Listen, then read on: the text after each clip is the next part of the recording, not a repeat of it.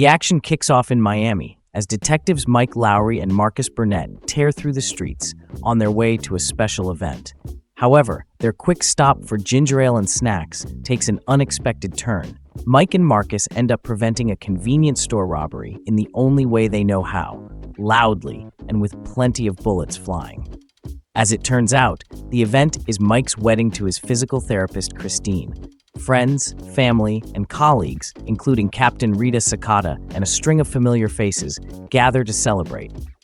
But the joyous occasion is cut short when Marcus collapses from a heart attack, experiencing a near-death vision of his old captain, Howard, who tells him it's not his time yet.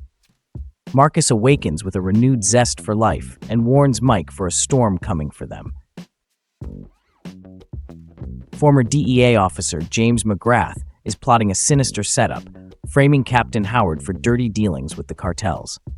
As part of his plan, he transfers a large sum of money into Howard's account and then murders the cartel banker who facilitated the transaction.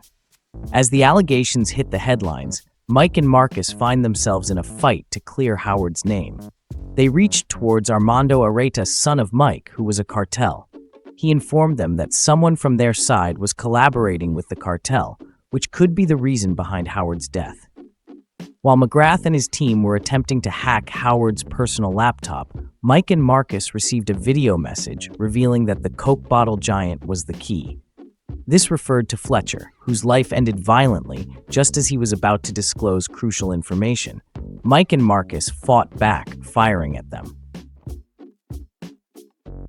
They chased after the cartel, but Mike had a panic attack and was nearly run over by McGrath.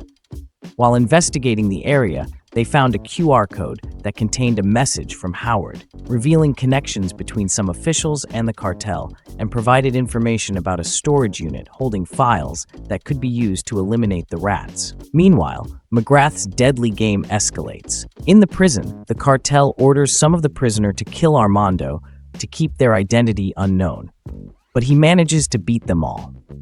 Mike informs his senior to bring Armando back in Miami to identify the corrupt official. They finally board the helicopter, with Armando locked in a cage.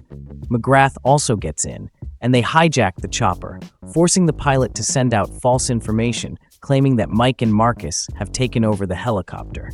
Afterward, they kill the pilot and open fire at them using their gun as they flee. Mike and Marcus manage to free Armando, and then they crash-land the helicopter into a lake, which ultimately saves them. McGrath's henchmen place a bounty on them, announcing to every gang in the city to hunt them down for a reward of $5 million. After a harrowing prison escape and a hijacked helicopter that leaves them labeled as fugitives, the bad boys find themselves hunted by gangsters and cops alike. They are forced to go underground, taking bold risks. They stole a car and headed toward Miami, but when it broke down, they went to a club owned by Tabitha and asked for a car, a gun, and a phone. However, she captured them to claim the $5 million bounty on their heads. As they were being taken away, different gangs showed up and opened fire, trying to capture them. They managed to escape and reach Miami, where Dorn had retrieved the files from the storage unit. With these in hand, they began their search for the corrupt official. Finally, Armando identified James McGrath. Mike informs Rita that they have found the guy who killed Howard. That same night, McGrath and his men launched an attack on the families of Mike and Marcus. Reggie, Marcus's son-in-law, and a U.S. Marine, managed to take down the goons, killing them all.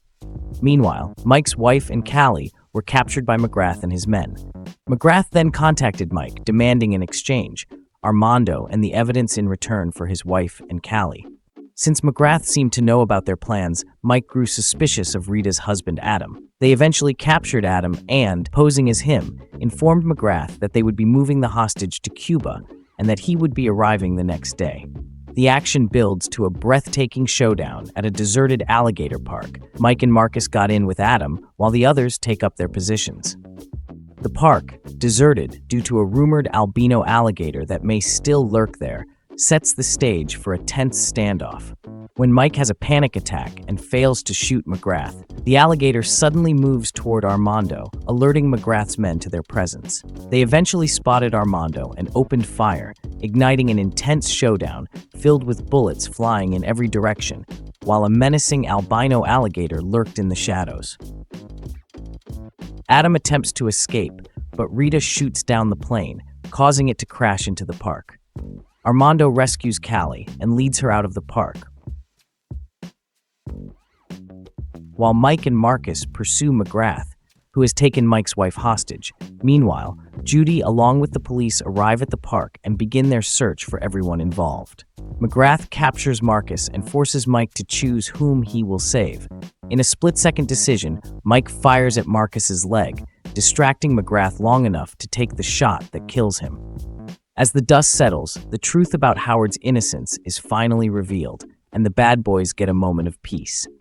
Back at the park, with a barbecue grill fired up and the whole family together, the duo finally gets a taste of normalcy. Well, as normal as it gets for Miami's finest. Thank you for watching Movie Mind. Subscribe for more updates.